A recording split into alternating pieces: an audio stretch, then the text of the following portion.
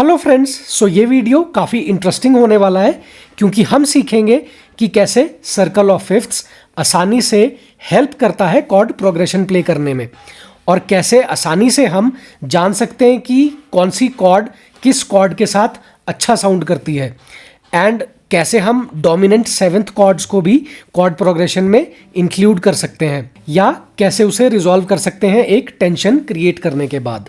और हम सीखेंगे कि कैसे सर्कल ऑफ फिफ्थ्स आसानी से हेल्प करता है रिलेटिव माइनर या रिलेटिव मेजर स्केल ढूंढने में भी।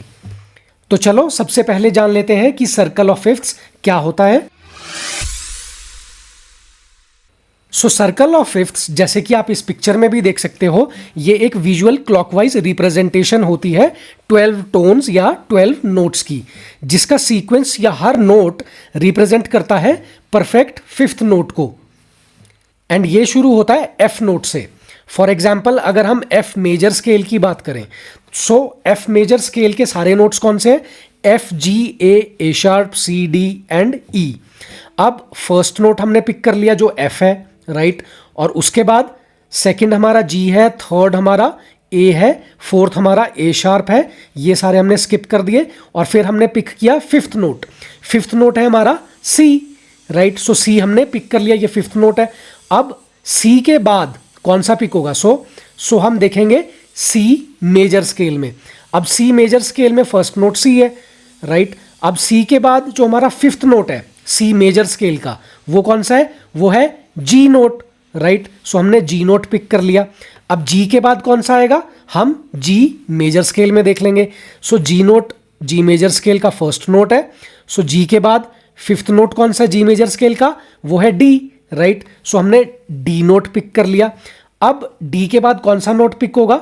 जैसे डी हमारा डी मेजर स्केल चूज कर लिया, और डी मेजर स्केल में फिफ्थ नोट कौन सा है? वो है ए, राइट। सो वो पिक कर लिया, और ए नोट के बाद हम पिक कर लेंगे ए मेजर स्केल का फिफ्थ नोट, जो कि हमारा ई नोट है, परफेक्ट फिफ्थ। अब ई के बाद हम पिक कर लेंगे ई मेजर स्केल से परफेक्ट फिफ्थ नोट बी, जो कि बी नोट है हमारा, perfect fifth note E major scale से। और बी के बाद हम देख लेंगे perfect fifth note B major scale से, जो कि है हमारा एफ शार्प नोट। सो इस तरह से हम पिक करते जाएंगे मेजर स्केल से। जैसे अब एफ शार्प आ गया, तो एफ शार्प के बाद कौन सा आएगा? वो हम देखेंगे एफ शार्प मेजर स्केल का फिफ्थ नोट, जो कि हमारा सी शार्प है। सो सी शार्प हम पिक कर लेंगे। सो इस तरह से हम परफेक्ट फिफ्थ नोट्स हम सारे मेजर स्केल से पिक करके फिर उसका एक सीक्वेंस जो होगा वो हम पिक करते हैं अपने सर्कल ऑफ फिफ्थ्स के लिए। सो इस तरह से हम सर्कल ऑफ फिफ्थ्स में एफ नोट से शुरू करते हैं, और उसके बाद सिर्फ हम परफेक्ट फिफ्थ नोट्स पिक करते रहते हैं एक सीक्वेंस में हर एक मेजर स्केल से। सो अभी तक हमने देखा आउटर सर्कल के नोट्स का लॉजिक, तो चलो अब इनर सर्कल का लॉजिक भी देख लेते हैं। सो इनर सर्कल का लॉजिक भी बिल्कुल सेम ही है, एंड ये बस शुरू होता है डी नोट से, एंड सारे के सारे नोट्स को हम माइनर असाइन कर देते हैं। जैसे कि एफ नोट के नीचे डी माइनर है, एंड उसके बाद परफेक्ट फिफ्थ नोट है जो कि ए माइनर है। फॉर एग्जाम्पल, अगर आप आउटर सर्कल में भी देखोगे तो हमारा जो डी नोट है, राइट, डी नोट के बाद क्या है? ए है, राइट। सो नीचे वाले सर्कल जो इनर सर्कल है उसमें भी डी नोट के बाद क्या होगा? ए नोट होगा, मतलब ए माइनर होगा। और ए माइनर के बाद क्या होगा? ए माइनर के बाद ई माइनर होगा। जैसे ऊपर वाले सर्कल में ए के बाद क्या है? ई है, और ई के बाद क्या है? बी है। उसी तरह से नीचे वाले या इनर वाले सर्कल में भी क्या होगा? हमारा डी माइनर के बाद ए माइनर, और ए माइनर के बाद ई माइनर, और ई माइनर के बाद बी माइनर। सो इस तरह से हमारा इनर सर्कल का लॉजिक भी बिल्कुल सेम है हमारे आउटर सर्कल के लॉजिक की तरह ही। और एक और बात जो ध्यान देने वाली है वो ये है कि ये सारे के सारे जो नोट्स हैं एक सीक्वेंस में, ये सारे के सारे नोट परफेक्ट फिफ्थ नोट्स हैं। मतलब एक नोट जो जिस नोट से हमने शुरू किया वो हमारा रूट नोट है, और रूट नोट के बाद हमारा परफेक्ट फिफ्थ नोट कैसे निकाल सकते हैं हम? सो जिस नोट से हमने शुरू किया, फॉर एग्जाम्पल अगर रूट नोट एफ है तो उसके बाद परफेक्ट फिफ्थ नोट है सी, राइट। मतलब एफ के बाद अगर एक सीक्वेंस में मैं नोट्स की गिनती भी करूं या काउंट करूं नोट्स, तो मेरा जो 7 हाफ स्टेप्स होंगे उसके बाद वो सी नोट है, राइट। और सी नोट अगर मेरा रूट नोट है तो उसके 7 हाफ स्टेप्स के बाद हमारा जी नोट है, राइट। सो यही सीक्वेंस रहता है कि 7 हाफ स्टेप्स के बाद हमारा परफेक्ट फिफ्थ नोट आ जाता है, और जो कि हम इजीली फाइंड आउट कर सकते हैं स्केल से भी। फॉर एग्जांपल एफ नोट मेरा जो है वो एफ मेजर स्केल को रिप्रेजेंट कर रहा है, तो एफ मेजर स्केल का फिफ्थ जो परफेक्ट फिफ्थ नोट है वो सी नोट है, और सी अगर मेरा रूट नोट है तो सी मेजर स्केल का जो परफेक्ट फिफ्थ नोट है वो जी नोट है, राइट। अब जी मेजर स्केल का जो परफेक्ट फिफ्थ नोट है वो डी है, राइट। सो एक एक करके स्केल वाइज भी हम ये सारे नोट्स हम सर्कल ऑफ फिफ्थ्स के लिए इजीली फाइंड आउट कर सकते हैं। और आउटर और इनर सर्कल में सिर्फ इतना ही डिफरेंस है कि आउटर सर्कल हमारा शुरू हो जाता है एफ नोट से, और फिर उसको हम एक सीक्वेंस में अरेंज करते हैं, और नीचे वाले सर्कल में भी क्या हो रहा है वो भी आपके परफेक्ट फिफ्थ नोट्स हैं सारे के सारे। सो हमने सिर्फ शुरू किया डी से, जैसे ऊपर वाले सर्कल में आउटर वाले सर्कल में हमने एफ से शुरू किया था, और ये हम परफेक्ट फिफ्थ नोट्स ऐड करते गए एक सीक्वेंस में। और इनर सर्कल में भी क्या किया हमने, एफ के नीचे हमने डी से शुरू कर दिया, राइट। सो डी के बाद ए के बाद ई के बाद बी, सिर्फ हमने उसमें माइनर भी ऐड कर लिया, मतलब डी माइनर, ए माइनर, ई माइनर और बी माइनर। सो वो एक सीक्वेंस में चलता जाएगा। सो चलो देख लेते हैं कि किस तरह से हम ये फाइंड आउट करेंगे कि किस तरह से हम कॉर्ड प्रोग्रेशंस प्ले कर सकते हैं with the help of circle of fifths. So जैसे कि आप इस पिक्चर में भी देख सकते हो कि कॉर्ड प्रोग्रेशन के लिए अगर मैं इस हाईलाइटेड एरिया में से कोई भी कॉर्ड सीक्वेंस प्ले करूंगा तो वो ब्यूटीफुल ही साउंड करेगा। बट उससे पहले हम एक और चीज जान लेते हैं कि इस हाईलाइटेड एरिया का लॉजिक क्या है। सो फॉर एग्जांपल अगर आप इस हाईलाइटेड एरिया में देखोगे कि हमारी जो मिडल नोट है वो है सी नोट, जो कि आउटर सर्कल का नोट है, बीच में ये सी नोट है। सो ये हमारा टॉनिक है, और इसको अगर आप ध्यान से देखोगे तो जैसे हम मेरा सी मेजर स्केल है, सी मेजर स्केल का फर्स्ट नोट कौन सा है, वो सी होता है, राइट। अब सी के बाद मेरा कौन सा नोट होता है, वो होता है डी, राइट। यहां पर भी हमने डिनोट किया, जो इनर सर्कल है, जो अंदर वाला सर्कल है, वहां पे हमने डी माइनर नोट करके वो डिनोट किया हुआ है, राइट। सेकेंड नोट है जो सी मेजर स्केल का। अब डी के बाद कौन सा आता है, थर्ड नोट आता है, राइट। थर्ड नोट हमारा है इनर सर्कल में, ये जो थर्ड हाईलाइटेड एरिया में डिनोटेड है वो है ई माइनर, मतलब डी के बाद ई है, राइट। थर्ड नोट वो ई है। अब ई के बाद हमारा आता है एफ, जो कि फोर्थ नोट है सी मेजर स्केल का। अब यहां पर भी आउटर सर्कल में देखोगे अगर आप तो वो है एफ नोट, राइट। वो फोर्थ नोट हो गया। अब फोर्थ नोट के बाद फिफ्थ नोट मेरा कौन सा होगा, एफ के बाद जी आता है। सो इसी तरह से आउटर सर्कल में आप देख सकते हो कि लास्ट में ये जो थर्ड एरिया है हाईलाइटेड, ये है जी, राइट। अब जी के बाद अगेन हमारा आ जाता है ए, राइट, जो कि हमारा सिक्स्थ नोट है। अब ए को हमने ए माइनर डिनोट किया है इनर वाले सर्कल में, जो कि बीच वाला हाईलाइटेड एरिया है, और उसमें हमने डिनोट किया है सिक्स्थ को ए माइनर। सो इस तरह से अगर आप देखो, और जो सेवंथ नोट होता है वो हमारा डोमिनेंट नोट होता है या कॉर्ड होती है, एक जब हम स्केल में से पिक करते हैं कोई कॉर्ड। सो अगर आप मेरा पिछला वीडियो भी देखोगे वहाँ पे भी मैंने यही सारी चीज़ें बताई हैं, बट अभी इस वीडियो को हम लिमिटेड रखते हैं सर्कल ऑफ फिफ्थ्स के लिए। सो हुआ क्या कि ये जो हाईलाइटेड एरिया है और इसका जो बीच का नोट है हमारा टॉनिक, जो कि सी नोट है, तो ये हाईलाइटेड एरिया सारा का सारा किसको डिनोट कर रहा है, सी मेजर स्केल को, राइट। और उसी के सारे नोट्स एक सीक्वेंस में हम प्ले करेंगे तो वो एक इमोशन क्रिएट कर सकते हैं उससे। और इस हाईलाइटेड एरिया जो है, ये सारे नोट्स या सारी की सारी कॉर्ड्स, तो ये भी आपस में कंपैटिबल हैं, और एक के बाद एक कोई भी सीक्वेंस हम चूज कर लें तो वो एक ब्यूटीफुल म्यूजिक ही प्रोड्यूस करेगा। सो फॉर एग्जाम्पल अगर मैं इन हाईलाइटेड एरियाज से एक सीक्वेंस ऑफ कॉर्ड्स प्ले करूं, for example happy and uplifting music के लिए, तो वो कौन सा होगा, वो होगा first, sixth, fifth and first sequence अगर मैं प्ले करता हूं। सो फर्स्ट कॉर्ड है मेरी सी मेजर कॉर्ड, राइट। अब फर्स्ट के बाद मेरी जो फोर्थ है वो कौन सी है, वो है एफ कॉर्ड, राइट। और फोर्थ के बाद हमारी फिफ्थ है G major chord, and back to home जो कि फर्स्ट कॉर्ड है सी मेजर कॉर्ड।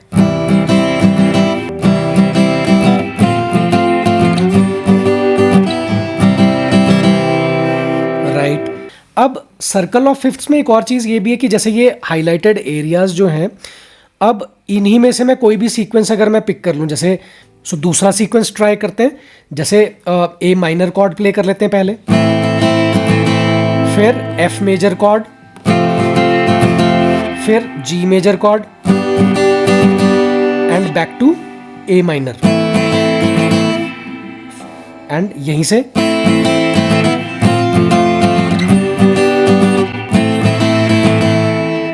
राइट। अब इसके बाद एक और सीक्वेंस ट्राई करके देख लेते हैं, जैसे सी मेजर कॉर्ड प्ले की और उसके बाद ए माइनर और फिर जी मेजर, राइट। सो आप ये देखोगे कि आप कोई भी सीक्वेंस ट्राई करो इस हाईलाइटेड एरिया से, सो वो बेटर ही साउंड करेगा। और इसी तरह से अगर मैं इस सर्कल को लेफ्ट साइड को मूव कर दूं तो होगा क्या, हमारा जो बीच का नोट है, पहले कौन सा था, सी था, राइट। अब कौन सा हो जाएगा, वो जी नोट हो जाएगा। मतलब मेरा जो जी मेजर स्केल है वो मैं हाईलाइट कर सकता हूँ इस हाईलाइटेड एरिया से। जैसे जी मेरा टॉनिक हो गया, अब जी मेरा फर्स्ट नोट आ गया या कॉर्ड आ गई, राइट। सेकंड कॉर्ड, अगर मेरा जी मेजर स्केल भी देखूं तो सेकंड नोट मेरा ए है, राइट। और वो उसको डिनोट कर देंगे हम ए माइनर से। और सेकंड नोट के बाद जो थर्ड नोट है जी मेजर स्केल का वो है बी, राइट। और उसको हमने बी माइनर से डिनोट कर दिया। और 3 के बाद जो फोर्थ है, बी के बाद सी आ गया, फोर्थ नोट जो कि सी मेजर कॉर्ड हमने डिनोट किया यहाँ पे। और सी के बाद हमारा फिफ्थ नोट है डी जी मेजर स्केल का, जो कि फिफ्थ नोट यहाँ पे हमने डिनोट कर दिया हाईलाइटेड एरिया में। और डी के बाद हमारा ई माइनर, मतलब जो सिक्स्थ नोट है वो हमने ई माइनर डिनोट कर दिया यहाँ पर। सो इस तरह से ये 6 नोट्स तक हमने सारा ये हाईलाइटेड एरिया मार्क कर दिया। और इन्हीं नोट्स में से एक सीक्वेंस में प्ले करेंगे तो वो हमारा कॉर्ड प्रोग्रेशन हम इजीली प्ले कर सकते हैं। सो ये जो हाईलाइटेड एरिया आपको दिख रहा है, अब हम इन्हीं नोट्स या इन्हीं कॉर्ड्स को हम प्ले करेंगे कॉर्ड प्रोग्रेशन में। फॉर एग्जाम्पल फर्स्ट पैटर्न हम प्ले करके देख लेते हैं। जैसे जी मेजर कॉर्ड प्ले हो जाएगी और जी मेजर कॉर्ड के बाद ये सी मेजर कॉर्ड और फिर सी के बाद ये D major chord and back to home G major chord.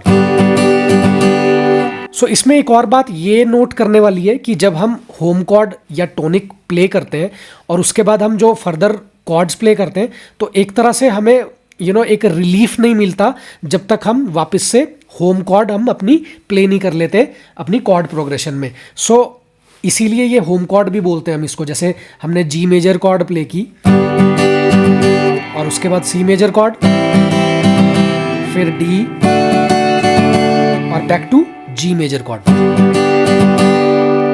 So जब हम वापस जी मेजर कॉर्ड पे आए तो एक सेंस ऑफ रिलीफ हुआ, मतलब हम थोड़ा सा रिलीव्ड फील हुए, राइट, होम कॉर्ड पे जब हम आ गए।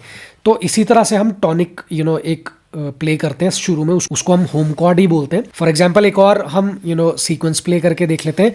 सो जी मेजर कॉर्ड, फिर ई माइनर कॉर्ड, फिर D major and back to G major. So ये हुआ।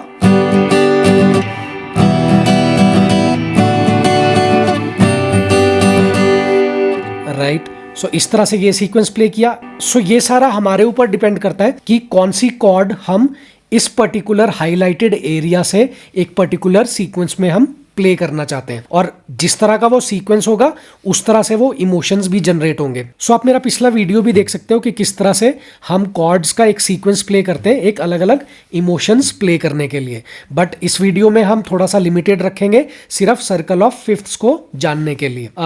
तो इस सर्कल ऑफ फिफ्थ्स में जैसे कि ये वाला जो हाईलाइटेड एरिया है, अगर हम इसको थोड़ा सा चेंज कर लें। सो पहले हमने प्ले किया था, जैसे टॉनिक हमने सी रखा था और उसके बाद अभी हमने टॉनिक रखा था जी। सो इसको थोड़ा सा अगर हम चेंज कर दें और टॉनिक हम रखें डी तो क्या होगा। सो इसमें भी प्ले करके देख लेते हैं कि जैसे हम प्ले कर लेते हैं D G A D. So D major chord, A major chord, G major chord and back to home.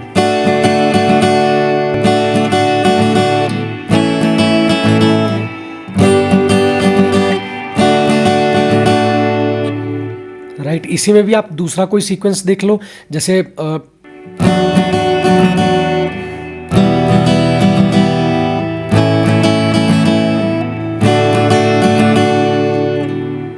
So circle of fifth जो है वो किस तरह से डिफरेंट है पर्टिकुलर स्केल्स से जब हम कॉर्ड्स पिक करते हैं। सो डिफरेंस कुछ नहीं है, सर्कल ऑफ फिफ्थ सिर्फ इतना है कि वो एक विजुअल रिप्रेजेंटेशन हो जाती है, राइट। आपको दिखाई देता है कि अच्छा ये जो 3 एरियाज है और ये अलग अलग जो ये कॉर्ड्स हैं ये एक पर्टिकुलर हमको सामने दिखती है और हम उसी में से हम प्ले कर लेते हैं, राइट। सो यही एक डिफरेंस है। अदरवाइज तो जो कॉर्ड का प्रोग्रेशन होता है वो हम एक पर्टिकुलर स्केल से ही पिक करते हैं, राइट।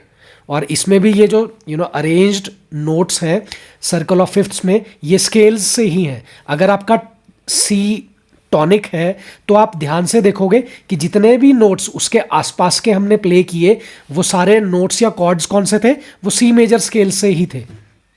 इसी तरह से सेकंड, थर्ड, फोर्थ, फिफ्थ और सिक्स्थ नोट्स या फिर जो हमारे कॉर्ड्स हैं वो प्ले हुए, राइट, एक कॉर्ड प्रोग्रेशन में। वो भी कहाँ से थे, वो सी मेजर स्केल से थे।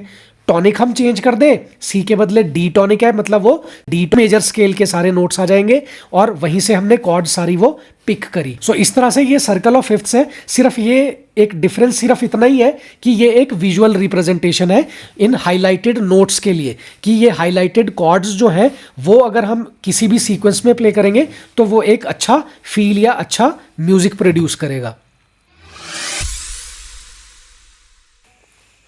टेंशन जनरेट करेंगे C7 कॉर्ड से एंड रिजॉल्व करेंगे F मेजर कॉर्ड से।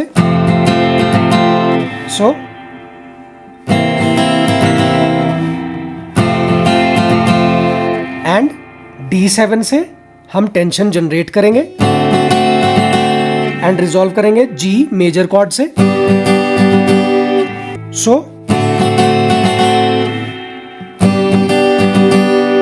और उसी तरह से A7 से टेंशन जनरेट करेंगे एंड रिजॉल्व करेंगे D मेजर कॉर्ड से।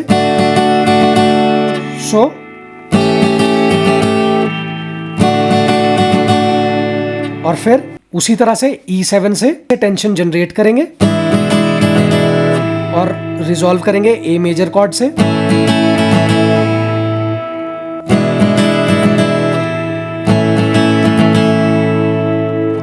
और B7 से टेंशन जनरेट करेंगे एंड रिजॉल्व करेंगे E मेजर कॉर्ड से।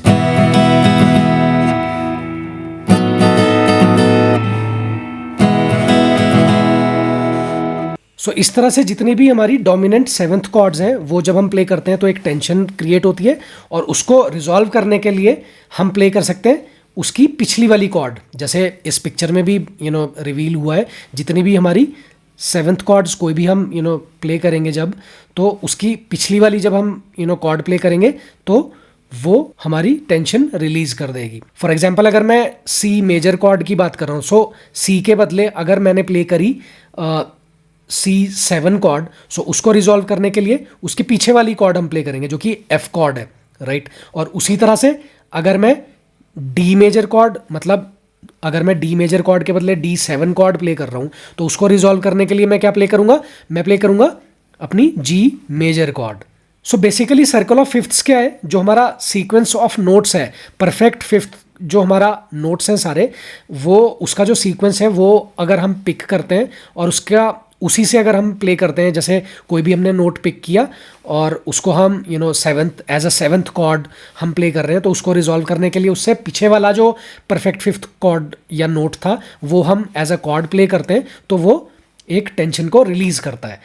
इस तरह से हम टेंशन क्रिएट कर सकते हैं या रिजॉल्व कर सकते हैं अपनी कॉर्ड प्रोग्रेशंस में। एंड इसके बाद एक और इम्पॉर्टेंट चीज़, जैसे कि इस सर्कल ऑफ फिफ्थ से हम ये भी आइडेंटिफाई कर सकते हैं कि किस मेजर स्केल का कौन सा रिलेटिव माइनर स्केल है और किस माइनर स्केल का कौन सा रिलेटिव मेजर स्केल है।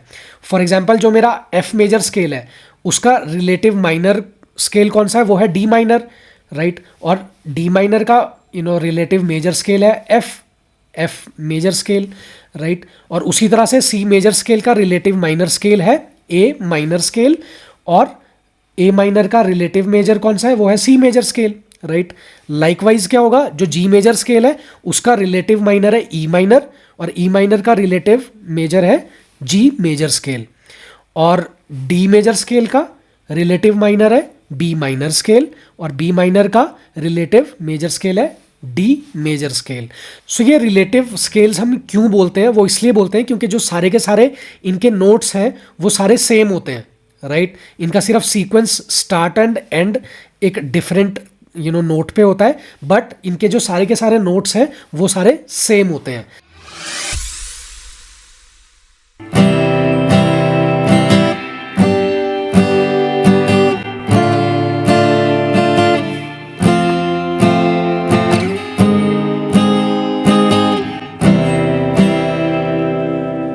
सो बेसिकली जो ये बोरोड कॉर्ड है, इसका आइडिया क्या होता है कि जो हमारी होम कॉर्ड है कॉर्ड प्रोग्रेशन की, जब हम वो प्ले करते हैं और उससे हम जितना दूर जाते हैं, राइट, तो एक टेंशन सी क्रिएट होती है, और जैसे ही हम बैक टू होम आते हैं तो वो टेंशन रिलीज होती है, राइट। और जो ये बोरोड कॉर्ड है, बोरोड कॉर्ड आपकी जो आपका फिक्स्ड एरिया है कॉर्ड प्रोग्रेशन का, उससे भी आप काफ़ी दूर चले जाते हो। जब आप दूर जाते हो तो होता क्या है कि एक ज़्यादा टेंशन क्रिएट हो जाती है, एक सरप्राइज एलिमेंट ऐड हो जाता है, राइट।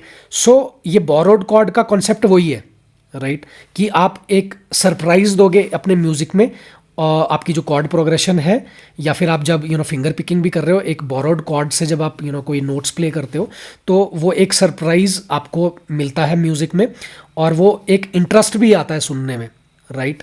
तो ये बोरोड कॉर्ड का कंसेप्ट वही है, लेकिन हमें पता कैसे चले कि ये बोरोड कॉर्ड कैसे लेनी है, तो उसका एक अलग डिटेल्ड लेसन में क्रिएट करूंगा कि किस तरह से हम फाइंड आउट कर सकते हैं बोरोड कॉर्ड्स फाइंड आउट करने के लिए।